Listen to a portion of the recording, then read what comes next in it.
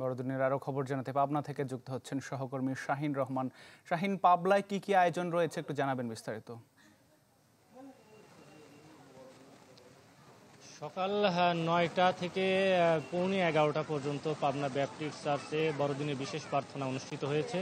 এখন ব্যাপটিস্ট চার্চের পাশেই এখানে কেক কাটা এবং পিঠা পর্বের যে আয়োজন ছিল সেটি চলমান রয়েছে, অর্থাৎ কিছুক্ষণ আগেই বড়দিনের কেক কাটা হয়েছে এবং এখন বর্তমানে পিঠা যে উৎসব সেটি চলছে। আমরা যদি একটু দেখাই, এখানে খ্রিস্টান ধর্মাবলম্বী মানুষ যারা রয়েছেন, এই সম্প্রদায় যারা পাবনা শহরের বিশেষ করে খ্রিস্টান সম্প্রদায়ের মানুষ, তারা কিন্তু এখন এক জায়গায় তারা জড়ো হয়েছেন এবং এখানেই তারা তাদের বড়দিনের যে উৎসব সেটি তারা কিন্তু পালন করছেন। এখন পিঠার যে আয়োজন রয়েছে সেটি কিন্তু সবাই মিলে সেই পিঠার আয়োজনে তারা পিঠা উৎসবে অংশ নিয়েছেন।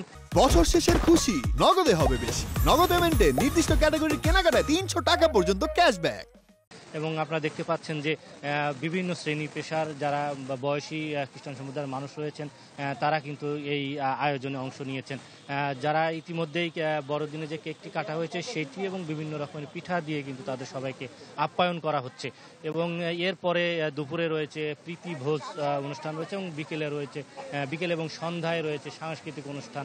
এমন সব আয়োজনের মধ্য দিয়ে পাবনায় উৎসবমুখর পরিবেশে কিন্তু বড়দিনের যে আয়োজন সেটি কিন্তু অনুষ্ঠিত হচ্ছে পাবনায়। এবং আইন শৃঙ্খলা পরিস্থিতির বিষয়ে পুলিশ সুপার জানিয়েছেন যে তারা পর্যাপ্ত আইন শৃঙ্খলা ব্যবস্থা নিয়েছেন, কোথাও যাতে কোনো অপ্রীতিকর ঘটনা না ঘটে সেদিকে তারা তৎপর রয়েছেন। তো সব মিলিয়ে বলা যায় যে এখন পর্যন্ত পাবনায় শুভ বড়দিন বেশ উৎসবমুখর পরিবেশ বিরাজ করছে। এই ছিল পাবনা বড়দিনের সর্বশেষ অবস্থা।